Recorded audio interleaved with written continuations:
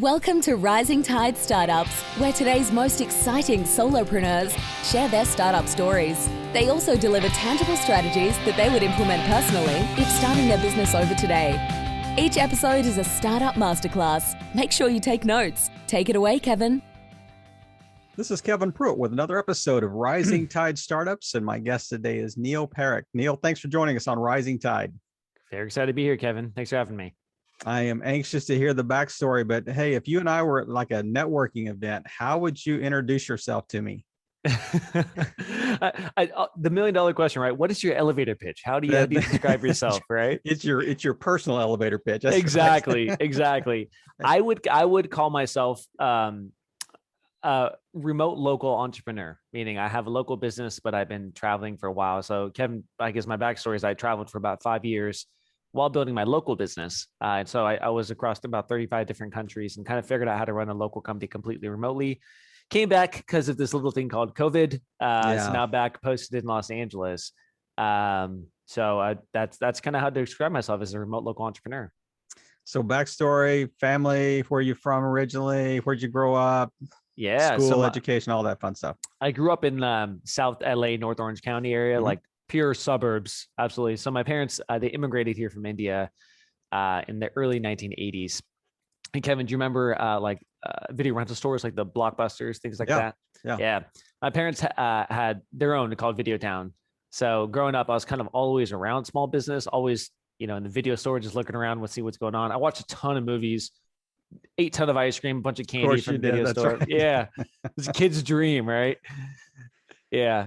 So I did that. They had a couple of stores while I was growing up. So kind of learned a little bit about that and, kind of got a little bit in the small business space. And then upon graduating, I actually went to go work in finance. I worked in private equity and venture capital. So we were doing tech investing, which is very different from video rental stores, right? Yeah. But I loved it. I learned a ton. It was great. And the idea, which I'm sure we're going to get to about MaidThis came from there. Well, yeah, I mean, what a great segue. So I'm just curious. So I know you were just, had a dream one night, you woke up and said, hey, I am going to do like a maid reservation service for Airbnbs, or something like that. So walk us through the journey of from private equity to voila, I had this, this incredible vision.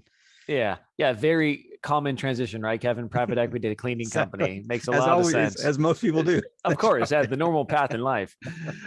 So I was working in private equity and I was there for about 4 years. And halfway through, I kind of knew I wanted to leave and travel. I thought I'd be traveling for a year, like just backpacking. And I thought, it'd be great to have some sort of side hustle while I'm doing that. At the same time, my parents had the video rental stores. They still had them in their mid 2010s, not doing too hot. Netflix was around, things like that. So I also wanted some sort of business to help make them money. Those were the two reasons. So I was searching for like anything. I was sitting in my cubicle, doing my TPS reports, right? Just doing the financial models and of course. In triplicate. Yes. Nice reference there. Yeah. So doing it. And I kept thinking like, man, I want some sort of side hustle. So of course, I'm sure anyone listening to here who's in a cubicle, I guarantee you've typed in start a side hustle, start a business, escape the rat race. And, you get bombarded with all these different things. And I kept seeing pictures of a guy who was like working on his laptop on the beach. And I thought, hey, I want that lifestyle. I want to have a business, which I could do while on the road because I want to travel. This makes so much sense. Let me look into it more. Now, this is like 2014, 2014-ish, 2015 when I was really starting it. And at that point, I tried to do like e-commerce. I tried to do drop shipping. I tried to do online Amazon, marketing. FBA. Exactly. Anything which is like quote unquote remote, which you could do, which people would love to sell you a course on, right?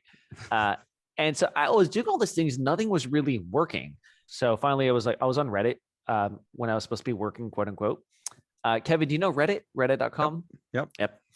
So I was on Reddit and there was a subreddit called Entrepreneur and a guy had posted how he started a cleaning company and he posted the steps to do it. So I thought, what the heck? Why not? I'm doing all these other things which aren't working anyways. Let me just give this a shot. So I did. I created a very simple website. Cost me $100. I found a cleaner on Craigslist and I just tried to do a little bit of online marketing and it worked. And it got my first sale. And Kevin, I remember I did no idea what I was doing with Google AdWords, but I somehow got a sale and went outside. I started dancing in front of the building. I was super happy, just like, oh, you know, you get your first money online and you feel like this sense of freedom. So that's where it started. And it kind of kept cascading from there. I'm really curious. I mean, it seems like to me that this is one of those areas. It's not like being in the medical field or anything, but this seems like one of these areas that almost the liability exposure would scare me from getting into this line of business, because you have so little control over just strangers that you're sending to, to people's houses. Correct. How did you deal with that initially, and how did you kind of overcome that and work around that huge exposure?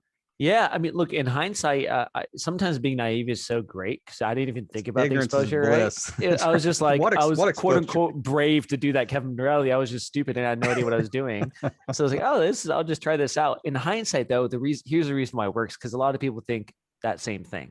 Then you realize cleaning companies have existed for a very long time. Mm-hmm.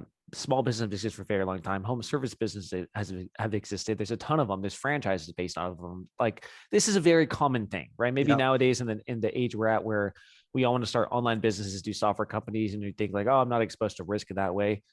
Sure, maybe there's a little bit less risk in terms of just the labor part. But the reality is this has been around for a long time. This is not a really new concept.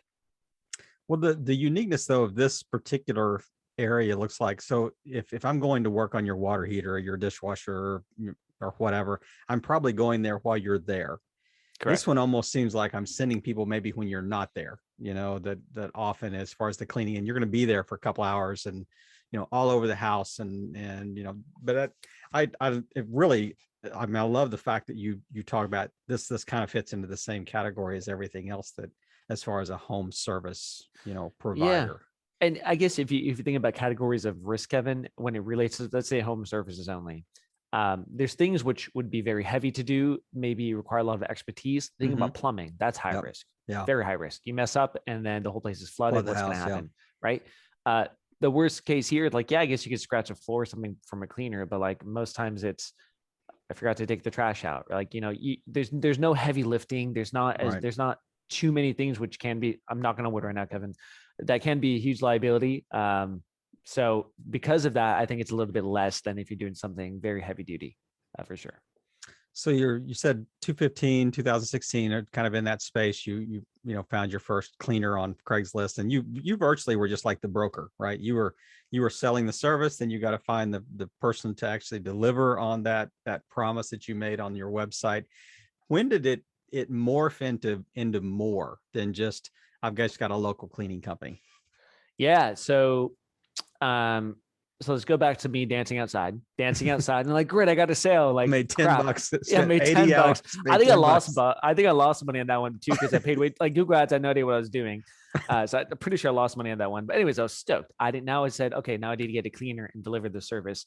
At that point, I didn't even know what to do. So look, I found a cleaner on Craigslist, sent the cleaner did the job. Cleaner said, I want to get paid. I didn't even think through this part. So I said, okay, pull up in front of my building. And I just went to the ATM, took out cash, and gave the cleaner cash. And I did this for a while. And in hindsight, I would not have done it, because from my corporate building, you could see me going to a car and handing cash in the car. So everyone in my building thought I was a drug dealer. They all called me a drug dealer. But that was the early part. Then you kind of develop and you realize, like, okay, I'm going to have a payroll software. I need to get them properly signed up. I need to do X, Y, and Z for it. So it probably took like a few months to maybe even a year to really hone down the system for just, hey, what am I looking for in a cleaner? How do I pay them? How do I schedule them? Things like that. And then when it really started to click, probably a year after I launched, was we started to get calls from people who wanted vacation rental cleaning, right? Because the beginning was just residential, and people said, hey, I want to do Airbnbs. I said, no, that's not what we do. We do residential. But then this is like, let's say 2014, 2015, Airbnbs just really started to come up, where people would lease a place, sublease it. And it was just kind of a early stages of shared economy. So at that point, I looked into it and said, hey, wow, these people need 10 cleanings a month per property, not just one cleaning a month. Huge opportunity. So dove a little bit more into that and started to really specialize in the vacation rental space. And because of that and the challenges with that, it kind of helped formalize a lot of what I was doing, right? You have to problem solve and say, these people, this specific niche needs a type of service. What do we need to do to cater to them? And that helped really formalize it. So I think I'd probably say it took a year to 2 years to kind of really get systemized with what we're doing. And then of course, every year after that, you keep improving it. One other thing that I noticed about, when we use Airbnb is that often the cleaning fee is built into the rental. It's like, here's the rental fee, here's the cleaning fee, here's taxes, it's kind of broken down like that. So, I mean, if I'm the landlord, I've already built in that fee to clean the place, and I'm receiving that as part of the rental, and I can just pass that on to you, your service to come in and clean. So it's a very seamless process. And I didn't even think about the idea of, you're going to clean a place 10, 15 times a month versus, maybe twice, which is higher really volume. It's a B2B sale, right? Not B2C. We actually, I guess fast forward, we started franchising this year, meaning we're selling MaidThis franchises across the country for anyone who wants to do the same thing, work remotely, have a local business, piggyback off the concept. So we're actually the first franchise that exists that focuses on vacation rental turnovers. But that exact hypothesis of what you said, that exact competitive advantage is what we're going after, which is it's a B2B sale. It is still residential cleaning, but the need for this is never going to go away, right? Short-term rentals are going to exist. Overnight, all these quasi hotels popped up, which are Airbnbs, right? Right. There's not enough cleaning companies to service them because literally overnight, every single house became a potential hotel. So huge demand, and that's kind of our niche and what we're going after. You nailed it. B2B, high volume. They pass on the cost to the end consumer as well, so they could just simply add it into their fees. So is it a competitive space? Is the vacation rental space, or other cleaning services figuring this out like you did, and you're seeing that an increased competition? Yeah, people are figuring it out. I think the interesting part about local businesses, it's highly fragmented, right? You have large franchises, Molly Maids, you've got Maids, things like that across the country, who already have their system and know what they're doing. A lot of them do residential cleaning. Airbnbs are relatively new, so the only ones doing it are probably individual cleaning companies in that city. Typically not even formalized cleaning companies. Most times it's mom and pop shops saying, hey, we're going to clean this Airbnb and you hire me and we'll do it. There's some cities where I know, like, there might be a company who's in both Austin and Dallas, for example, a formalized company. But there's not really any sophisticated players in the game, which is something to discuss as well as it relates to local market. Just local competitors aren't very sophisticated, which is why I like this. So for example, what our software does is we could sync, let's say, Kevin, you're an Airbnb host. I could sync with your calendar. Anytime a guest checks out, it'll automatically schedule cleaning with us, automatically assign the primary and backup cleaner. Whenever the cleaner's done, the checklist gets automatically sent to the customer. A mom and pop shop is not going to be doing this, right? And you have evergreen, like every single city is a potential target market because every single city has Airbnbs now. Yeah. And except residential Asheville, homes. North Carolina, for some reason. Yeah. It's just crazy. That's my son lives there, and he says you can't do Airbnb in the city of Asheville, which is just. Oh, really? Crazy. Yeah. Yeah. It's just city. probably because they had too many Airbnbs there, so it's the rent control. It may be. Yeah. But yeah, to your point about competition, another thing to mention about that, Kevin, is think about what I did when I went outside and danced, right? I put up a stupid Google ad and it somehow converted and someone actually called me. Before this, I was doing like e-commerce and all this like higher level of digital marketing, but nothing was working. All of a sudden I threw up a really, really bad digital marketing ad for cleaning and it converted. The point being, you just need to be kind of current with the times to be ahead in local marketing, right? I'd say cleaning companies, local services, are 2 to 3 years behind the mark in terms of in digital marketing. Or so 15. Just be current, or 15, or 15. Right. Yeah. So just be current and you're already ahead. Thing? I know. What the heck is a computer? Yeah. You see Netscape still? That's exactly from my AOL account. Yeah, right. Alta Vista. That's dial right. Up. That is exactly right. The whole concept is fascinating. I mean, have you had any conversations with some of the larger like VRBO or Airbnb about how can we partner as like an add-on service as part of your larger offering? Yeah, I think that conversation will come as we expand MaidThis across the country, right? So right now, we just launched a franchise arm this last year. So we have 2 corporate locations, one in California, one in SF. We have 2 franchisees. One is in Denver and the other one is in Myrtle Beach. And as we get more and more and we get more footprint, then we can start to go to the bigger guys and get actual partnerships. But right now it's hugely fragmented market. There's no one cleaning company who's across the whole nation. they've tried that in the past, but it is a specialized thing. You can't just have any cleaning company go and say, yeah, I could do Airbnbs, because you need to know how to report damages, how to report supplies. It's a little bit more specialized. Well, and I think that's part of the sophistication of that you could franchise those types of things that, say, a mom and pop shop may have a difficulty in maybe even providing that information and providing like you said, the kind of the online checklists and automatically forwarding to the landlord or whoever it is that is checking on this. Yeah, like we said, maybe they'll get there in like 15 years after they get off dial-up, right? So that's exactly right. At some point. Yeah. So when did you make the actual transition? Was this in 2018, did you say? Or what was the year that you kind of thought, I'm not going to do this local cleaning thing anymore. We're going to franchise this. We're going to make it more of a kind of we're going to provide the kind of the back end services. Sure. Yeah. So actually, I think around the end of 2015 is when I quit my private equity job. Mm-hmm. And I booked a one-way flight to Colombia, South America. And I said, I'm going to do this while traveling, and kind of built the systems in that way. So my office team is actually across about 6 different countries right now, all servicing the local market. Cleaners are local as well. So that was growing and going very well. And around 2018, I was thinking about, hey, how can we expand? Mm-hmm. At that point, I think we were pushing almost at least 100K per month in revenue. That's amazing. So doing well at that point. And I just wanted to know what the next thing is. And, I'd been doing this for a while then. A couple options in terms of expansion as it relates to local business. You could go vertical, meaning stay in your same city, just keep diving deeper, do a lot of different value add-on services. For example, you start with cleaning, you say, great, can we do windows as well? Upsell that. Can we do carpets as well? Upsell that. Just keep upselling, keep going deeper, maybe even starting another company, which is related, and then start upselling that. It's all possible. I wanted to do something a little bit different. I wanted to expand across the country, but it'd be too much of a lift for me to do that myself. So someone at a conference told me about the idea of a franchise, and I thought, that's what my parents do. We don't do franchising. That's like the old school way of doing it.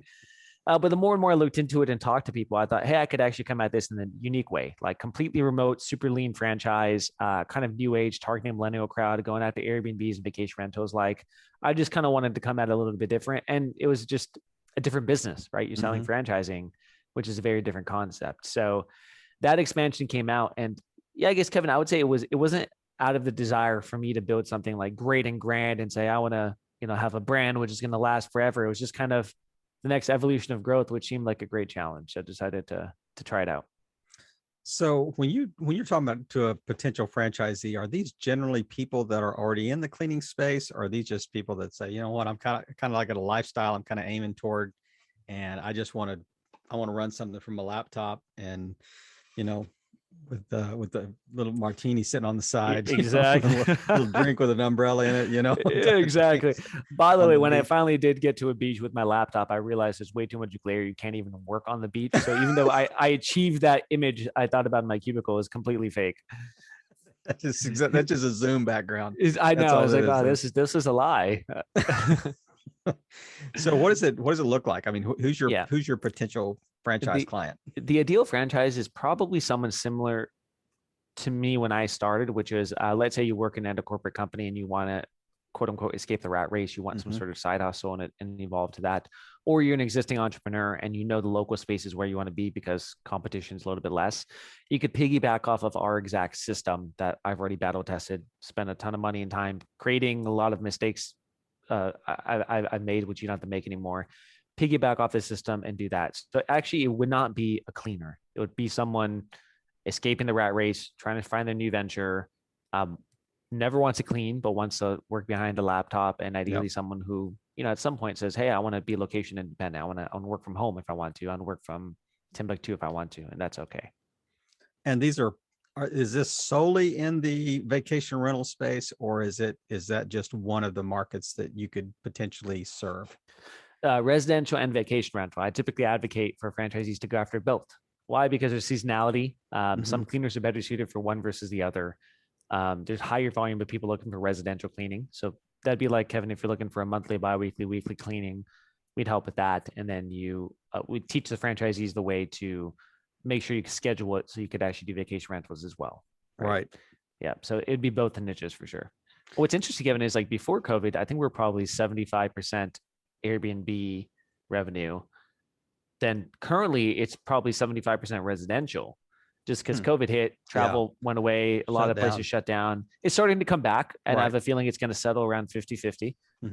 But I'm quite enjoying the residential side now that we've delved more into it. Well, and it's almost like an added revenue stream that when the Airbnb side of things does pick up, you'll still have the residential side, built up as well. So it's just you're stacking. Exactly. Dollar bill, Joe. Exactly. And you could piggyback off of the same labor force, the same office staff, everything for that, right? And all of a sudden you can market to a different audience. So it actually works out really, really well. So the local franchisee, are they generally looking for local cleaning companies to kind of contract with, or are they looking for individuals, or what's kind of the model? It could be both. So we run a contractor model where typically it's individual contractors. However, we're also going to be experimenting with an employee model. They're not too different. It's just the onboarding would be a little bit different, right? You have an employee, you do training, you dictate to them what to do. With contractors, you don't. You just recruit experienced contractors. Right. So the models are not too different. I guess the back office admin stuff is probably a little bit different for that. But it just depends on the state labor laws as well as the labor market. For example, there's some markets where contractors is just like not really a known thing amongst labor force, right? Everyone just assumes you could only be an employee. So it might be harder to recruit contractors versus places like LA, New York, or Miami. Like it's just a little bit, it's more normal. People understand that type of economy. So yeah, it does depend where you are. And like you said, every state is different. Like, who can be considered a W-9 independent contractor versus, somebody that's going to have to be, treated like an employee, and, how you direct their work and how often they work, and do they work for anyone else other than, are you their sole, I guess, client? It's so different state by state. It is wild. Sometimes basically makes me think about the US, Kevin, and every state literally gets to pick their own laws as it relates to business. It's like 50 different countries. Truly, it is. It is kind of wild when you think about business in this way. There is no doubt about it. Different tax laws, different reporting. Yeah. Sure. I think that may be by design. I don't know, but it does make it more difficult when you want to operate in, a number of different states, because you do have to comply in so many different levels. But tell me what's been some of the hurdles that, you've encountered, once you've kind of made the switch more to the kind of the franchise or model. What are some of the, speed bumps that you hit along the way, and you're going, man, these were hard lessons to learn? Yeah, I think when it's just you, and you don't need to replicate your model and teach other people, you could kind of get away with just hacking it together, because you're like, I have the knowledge in my head and my team has the knowledge. It's okay if it's not fully systemized. It's okay if there's a little bit holes. Like if you hold a bucket open and there's holes, it's okay, right? We'll survive. When you are all of a sudden selling this to other people and trying to ensure that they're successful, you need things really buttoned up. And the more you teach other people, the more you're going to learn, and the more you realize where your system's got to improve. And so I think a lot of it for me was just simplifying and making sure things are buttoned up, so that way it's easy for the franchisee. For example, let's say with our sales script, right? My sales team has been with us for a long time. They know what they're doing. So something very simple is, how do I make the sales script so bulletproof and easy that anyone can learn it? The franchisee could train their people to learn it. So I had to go back to the sales script, of course, document it, but also put training videos together, teach them why you say each individual step, put that in an ops manual, put that in an online learning management system as well. So it really was just honing down and systemizing what we're doing. Part of that, Kevin's, I think, good, because eventually, you need a highly systemized company in order to operate. So it's better that I got this done out of force and because I needed to, right? So yeah, I guess in the end it works out, but just a lot more work, which I could have done ahead of time, which I didn't. I think just the feedback loop from, franchisees as well, that they're saying, hey, I've gone through the training. These are parts I didn't understand. These are gaps that, even questions they're asking you as it's going on. And I'm assuming there's some form of kind of online or ongoing coaching or, mentorship or some connection back with you, the kind of the mothership. Oh, 100%. So the cool part is, since we're a little bit young, right? We've only been franchising for under a year. It's very personal. So of course you do a couple months of training, which is part-time around the person's schedule. And then there's ongoing coaching calls every single week, checking in on progress. We actually run, Kevin, I'm sure you're familiar with EOS, like the Entrepreneur Operating System. We run that in our home office. So I'm pretty much pushing Gino that. Wickman or whatever. Gino Wickman, yeah, from the book yeah. Traction. Yeah. So I'm pretty much pushing that into the franchise systems as well. So conduct the meeting in the L10 meeting format, kind of forcing the franchisees to adhere to the system we have. But the cool part for them is like, I'm so heavily involved in the first few franchises that they have pretty much like unlimited access to me for now. That's not going to scale. So I'm sure the next time we hop on the show, you'll be like, what's the sticking point? And I'll say, well, I'm burnt out. I'm going to have to ask my people. Exactly. But for now it is doable. But yeah, just heavy involvement on the franchisors and just to make sure our franchisees are very successful. That view out that window is going to be different. It's going to look like a beach. Yeah. certainly going to look different. So what are some of the kind of the highlights that, in the last year, when you look back? I mean, what are some of those what moments would make you walk out the door now and do a happy dance outside again, like you did your first dollar? Yeah. I guess it's the first of everything. Like the first time we awarded our first franchisee, and even the second one, I was beyond excited, right? Because you have someone buying into your concept, buying into you. It's just a kind of like a vote of confidence in some ways. So, honestly, I think that one of the biggest exciting points is our second franchisee, Dan. He's in Myrtle Beach. He is working he's working in sales at a company. He wants doing this as a side hustle, wants to quit. So we're working on that together. I remember getting a text from him in the morning when I woke up. He's like, Neel, call me back immediately. I called him and he was stoked because we hadn't even launched and he already got his first sale. Right. And you have that kind of money milestone, that type of feeling I had when I went outside of my corporate building and dance. I'm sure he had that as well. Yeah. And it was just very rewarding for me to say, how cool is that I was able to help him achieve that to some extent. So for me, I get a kick out of doing that now, is just helping franchisees repeat what I did, hopefully with a lot less mistakes. You don't have to act like a drug dealer. You can do it in a more systemized way. That's the goal. Yeah, don't carry around a wad of cash and just meet people on the street. So yeah, it's all like vicarious Groundhog Day. You get to vicariously live this experience over and over again in a good way with people as they have their first sale. As a vicarious franchisee. Groundhog Day. I love that. Yeah. Hey, you can take it. You don't have to give me credit for it. Yeah, cool. Use it your own. But so let me ask you, just from a franchise standpoint. So there's kind of like two franchise models. There's one that's kind of high barrier to entry, maybe low residuals. And then there's others that says it's a really kind of low fee, but yet maybe the percentage of the ongoing monthly, percentage rev share or whatever is a little higher. Mm-hmm. How did you arrive at what your model is going to be? I asked people smarter than me. So I worked with a consulting group who analyzed other cleaning companies in the market, just kind of looked at what is about standard on par, and also kind of looked at the systems and what we're offering, right? So our initial fee is $35,000 currently. There's some companies would charge more, some companies would charge less. But then we also looked at the amount of what we're providing for that, right? Mm-hmm. Couple months training, full tech setup, full like coaching, like there's so much provided in that. So we looked at the value of that as well. And look, it's just from purely the shared resources where like the franchisee doesn't have to sign up for Zapier and like Typeform and all these different things. It really adds up. They don't have to do SEO. It ends up being a lot more in value and savings than they would have to just pay me to do it. So we kind of looked at all factors when coming into that number. I guess, Kevin, to your question though, you're asking for other franchisors who have like high fees and like why they do that. Yeah, I would almost say it just depends on the industry you're in, right? I think home services you'll generally find are going to be kind of the same ballpark, kind of like what MaidThis is, what you've got MaidThis, what Molly Maid's is.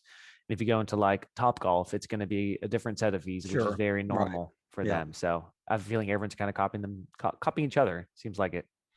That makes sense. And so what does the franchisee get for, I know they're going to obviously get training. They're probably going to get the system, that type, but any ongoing support? I mean, you mentioned they don't have to do SEO. I mean, what does that mean? Are you doing that for them on the back end? Yeah. So of course the ongoing coaching, right? Weekly coaching, having them track their key performance indicators as well to make sure they're on track, which took me way too long to figure out that this is so important, but it's an easy way to analyze the health of the company. So we'll do anything tech related for them. Website maintenance, upgrading the websites, lead capture pop-ups. We build the email funnels for them. So, let's say you get a quote, sending the quote, the email, ongoing newsletters, SEO is part of it. A lot of the setup as it relates to anything related to paid ads. The franchisee would be in charge of what paid ads they want to run for their city, since it's their money. Then there's a ton of other things we do in terms of like research, additional support. There's shared resources for tech. So instead of signing up for your own iteration of software, we simply use a shared one, meaning you don't have to dish out the money for that. So a lot of economies of scale, I think, is where a lot of the savings come from. And how do you determine territories? Are these certain zip codes? Is it you get a metro area? How are you determining, what that looks like? Yeah, absolutely. So my philosophy I'd like the is whole state of Texas, right. So would I, or all of Florida. Yeah, yeah. What's crazy is Florida has 30% of the nation's vacation rentals. Yeah, the state of Florida. I know the whole East Coast. I mean, from Virginia south. I mean, it's just amazing how many. North Carolina. I mean, South Carolina, Georgia. I mean, that whole coast is just full of vacation rentals. Yeah. So to your question about territory, Kevin, my philosophy is that I want to give enough people room to hunt, but I don't want them to have too much room. And here's the reason why. When I was in open up shop in LA, right, I went after all of Los Angeles. Terrible decision, right? There's so much room over here that I was just spreading my marketing dollars way too thin, trying to go after all of Los Angeles. Unnecessary, right? At the same time, I do see other franchise systems say, hey, we're only going to give you 49,000 households. You have to pay us $1 for every additional household you want in your territory, which I think is kind of like you're almost milking the franchisee. I think it's a little bit, I don't like that. So our reasoning, our logic is, hey, we're going to give fat territories, 150 to 250,000 households roughly, and give them enough room to hunt, but not so big where they're spending the marketing dollars way too thin unless they can handle it. Because the reality is you can make a lot of money with just a small territory if you just dive deep. So that's the logic in how we actually structure territories around zip codes and households. And it's easy to just sit here and talk about, there's all these Airbnbs out there and there are VRBOs and other options out there, the vacation rentals and a lot of residential houses. They're everywhere. I mean, everybody lives in a house. But there's also a large number of cleaning options out there too. So how do you kind of win without just like racing other companies to the bottom, just trying to beat them on price all the time? So what's the competitive advantage or your USP? Yeah, absolutely. So I'll talk about competitive advantage, but let's even talk about how much opportunity there is in the market, right? Because the reality is not everyone in the market is looking for one cleaning service. It's not happening. First of all, there's not enough capacity for that cleaning service. So let's go through an example, Kevin. Let's say someone wants to reach $1 million in revenue, right? That's $84,000 in revenue per month. Kevin, how much would you say an average like cleaning is for an Airbnb or even a residential home? I mean, just a one-off, I don't know, $150. Perfect. $150. Let's say you're only cleaning it twice a month. So I'm sandbagging this a lot. Twice a month. So you're getting $300 per property in that month.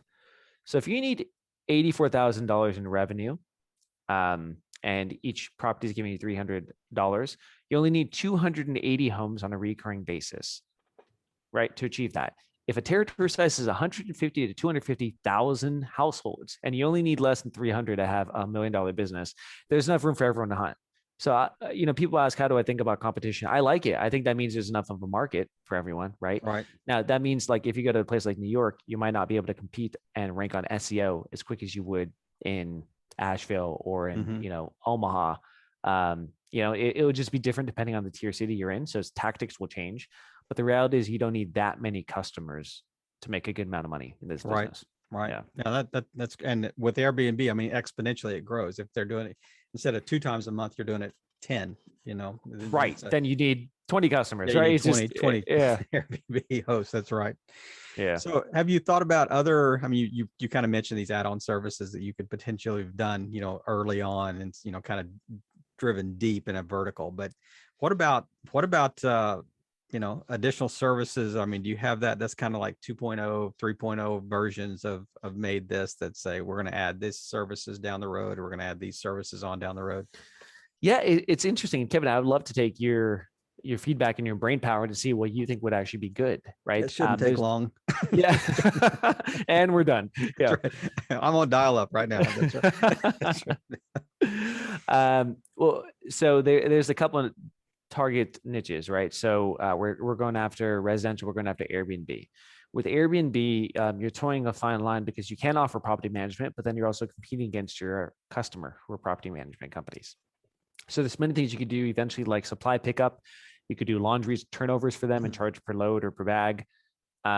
So there's a lot of whatever the hosts need, you could provide. And as it relates to residential cleaning, if you want to provide window washing, you could do that. A lot of hosts ask for carpet cleaning, for move out services, right? So there's a lot of different ancillary services once you're in the home. Mm-hmm. And I think that's even money we've left on the table, because so far we haven't really had to do that upsell process and haven't really dialed that in Los Angeles.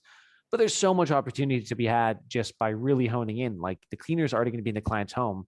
What else can you sell them? You've already earned their trust, right? All you have to do is deliver a good job and say, okay, hey, do you need also this? And they'll say, yeah, actually, I do need that. Let me just book with this company I already know.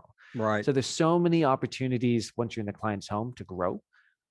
It's hugely scalable, right? Mm-hmm. We've scaled more horizontal, but any franchisee, even us in LA, we could really go deep. Kevin, what are your thoughts on just different avenues to expand? Well, I mean, the first question that came to mind, I mean, I think it's a great opportunity. You're exactly right. Because you have established trust, you're already connected, to the client. But I would think that you would, I mean, you're breaking almost kind of this cardinal rule of entrepreneurship, where you're spreading yourself too thin and you're not staying focused on the target, type thing, until you really have scaled that. But I also think that you could easily run into issues with franchisees if you gave them the freedom almost individually to add on services, because now it's just like you just open the door and all the cats just escaped in all directions. You're trying to get them back together, before you know it, they're doing grocery delivery services, and they're mowing yards, and exactly, they're painting houses and stuff like that. You're thinking, it's like if you go to McDonald's and there's we're not like even clean anymore. Yeah, exactly right. Yeah, I went to McDonald's and bought a skateboard. Exactly. I'm thinking we kind of lost our heart here. Kind of lost the vision of the original vision that this was founded under. So yeah, we it's funny you mentioned that. Literally in our agreement is what the franchisee can and can't do in terms of opportunity. So I would, like I said, with territories, I also want to make sure they have enough opportunity to go after, which means they could go after any residential opportunity, any vacation rental opportunity. But if someone comes and says, I want to start painting, we'd say, hey, it's not under MaidThis brand. We just have to keep things intact. Let's focus in. There's so much greenfield. Just really hone in on that. So I think you're 100% right, Kevin, is you don't want to get distracted, right? Yeah. Do what you're good at. And then once you've maxed out the market, then you can start adding on other services. But absolutely, like we talked about, you only need 300 customers, and that's 0.01% of the market. It'd be very hard to max out the market. Yeah. And I think the fact that you're kind of early entry too. I mean, you're kind of have that first mover advantage in this space as far as franchising is concerned. And I think that will certainly benefit you. And just the reach of this podcast to the millions of listeners that we're going to have, on this. I mean, who knows? You could just be bombarded with potential franchisees just overnight. But yeah, hey, I hope so. Yeah, anxious to hear your story moving forward. And man, I could just sit here and, like I said, ask you questions all night long. But hey, you've got a franchise to run, and I want to, I've got some drug deals to do. Absolutely. You got to go outside and pay somebody cash, So somebody's sitting in their car waiting on you to come down and bring them a wad of cash. So yeah. Hey, is there anything that we haven't touched on that you just would think that would be great to wrap us up with, and it might be helpful to our listeners? No, I think we covered a lot of my story, but I guess for your listeners, if anyone's listening who is thinking about starting a business, I'm sure you hear this all the time, but just go ahead and do it. Try out anything. I tried out a bunch of things, and then finally went on a random Reddit post and it started to work, right? You don't really know what's going to pop up until you actually get in there. The phrase I always like is you can't steer a parked car. So think about that as you dive into business and opportunity, and just kind of get going. And I know it's cliche to say that, Kevin, but for me, it worked out. Just do it. Just there's a famous quote that says, a boat is always safe in the harbor, but that's not what boats were designed to do. There we go. And that just, it kind of fits in exactly what you were talking about. But Yeah. well, Neel, I really appreciate you taking the time tonight, just kind of explaining really the story behind Made This, and just I love the concept, and I think that, hey, it's a great opportunity for those that are listening, that are are sitting in that cubicle doing their TPS reports, that are ready to take that step out. And man, just thank you for just playing your part in helping all boats rise in a rising tide. Neel, have a great weekend. Thank you, Kevin. It's fun. Another episode in the books. We hope you heard some great takeaways. Don't forget to subscribe and leave a 5-star review on iTunes and YouTube. As always, thanks for listening to Rising Tide.